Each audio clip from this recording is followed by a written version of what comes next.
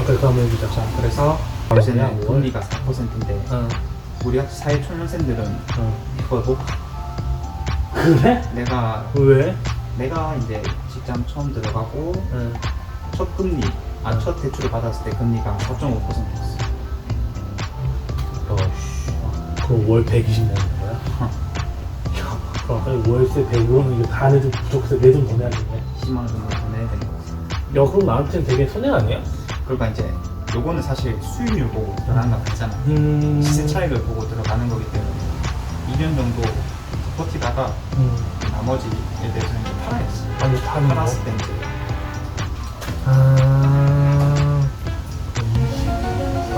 240, 한 480인데 그러면 뭐 이득은 될 수 있겠다. 그것만 돈이 들어간 거 아니야. 네가 취득할 때도 세금을 내야 돼. 맞네. 그리고 만약에 수리를 좀 더 한다 치면 그것도 내야 돼. 경매나 공매로 받으면은 협상을 진행하는 과정에서 이사비를 줄 수도 있어. 추가적인 비용이 들어간다고 하는 거지. 그런 거지 한 1000 나와야 되나? 그리고 관리비도 그 사람이 안 내는 관리비에 대해서 이제 공용 부분 있잖아. 그거는 내가 인수를 해야 돼. 법적으로. 판례가 이제 그렇게 나왔고. 귀찮다. 또 법무사 비용까지 내야 돼. 야.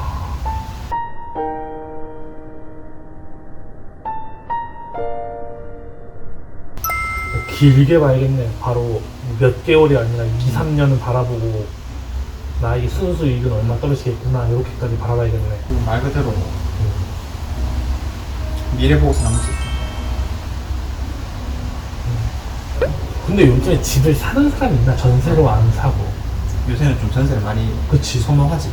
왜냐면 이제 부동산 쪽으로 경기가 안 좋다라고 느끼니까 사는 것보다는 이제 새 들어가자라고 하는 사람들의 경우가 많은데 금리가 제일 쌀잖아. 제일 많은 금매 가격이 나올 때고 그럼 이때 사가지고 조금 더 이제 기다려야지. 무조건 기다렸다가 나중에 미래 가치고. 부동산은 기본적으로 2, 3년? 그건 이제 최소야. 최소.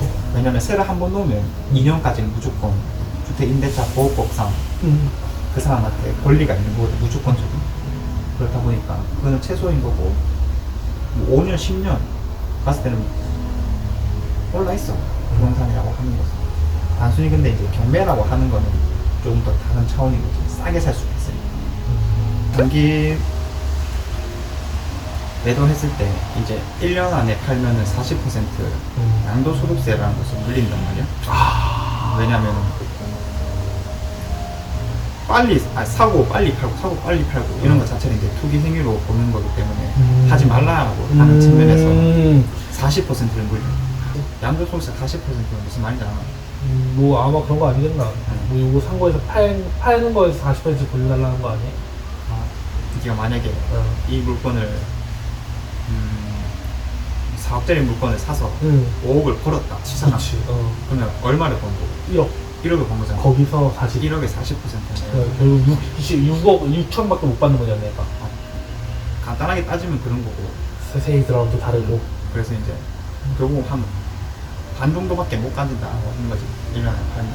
근데 1년이 지나면 40% 제한이 없어지고 기본 세율이라 해가지고 내가 번 금액만큼 이제 거기에 대해서 세율을 붙이는 거냐.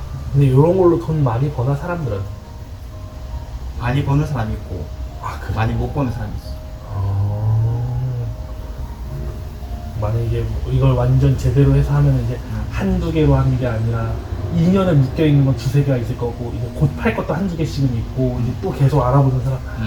그게 왜 힘드냐고 하면 한두 개 받는 대출이 안 돼. 대출이라고 하는 것 자체가 기본 원리가 뭐냐면은 네가 얼마 벌고 있는데 이거거든. 그치.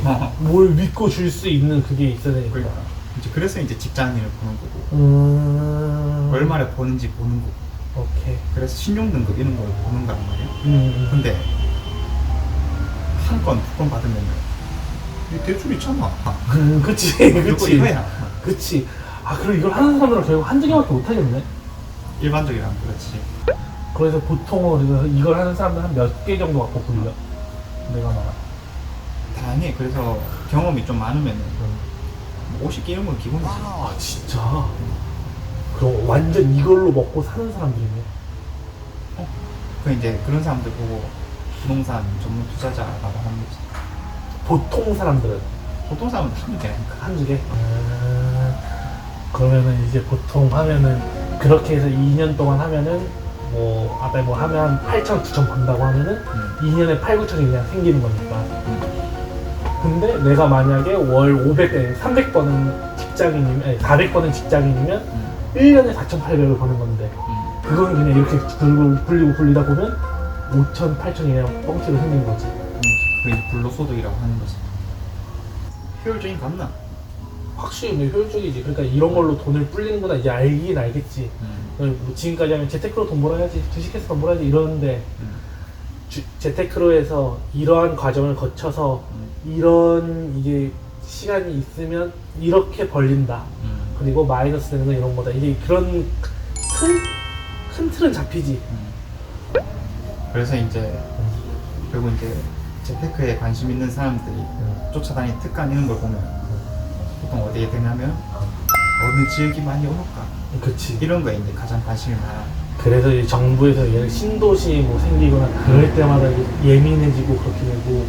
주택들의 가격을 결정짓는 요인들이 정말로 많아. 따지고 보면은 이제 그 중에 하나가 이제 호재라고 하는 건데 그런 호재가 있을수록 가장 많이 오르고 그런 경향이 있는 거지.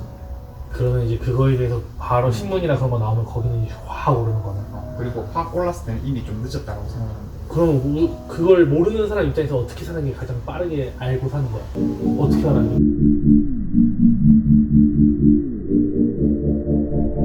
그 예측을 하지. 아, 그래서 대충 후보군은 추려지잖아. 그치. 야, 슬프다.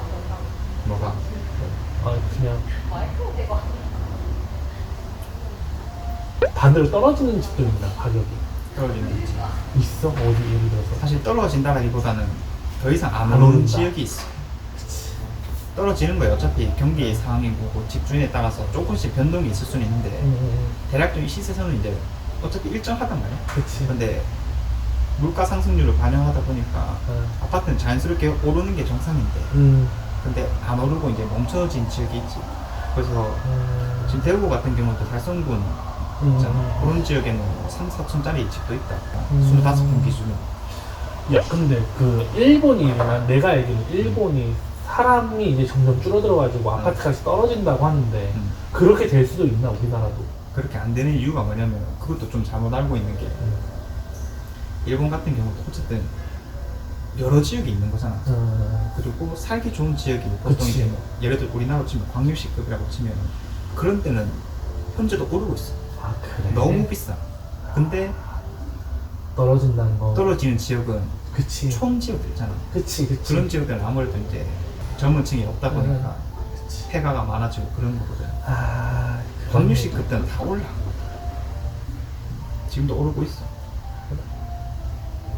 그 말이 뭐냐면 결국 살기 좋은 데로 몰릴 수밖에 없다. 가능하지 근데.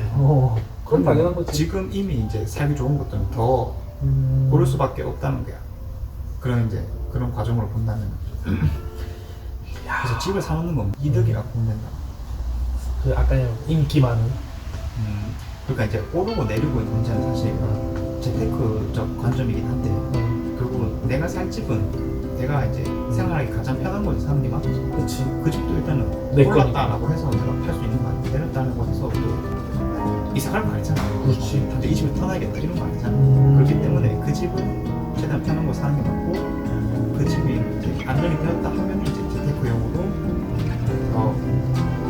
그런 관점에서 이제 바라보는 거지.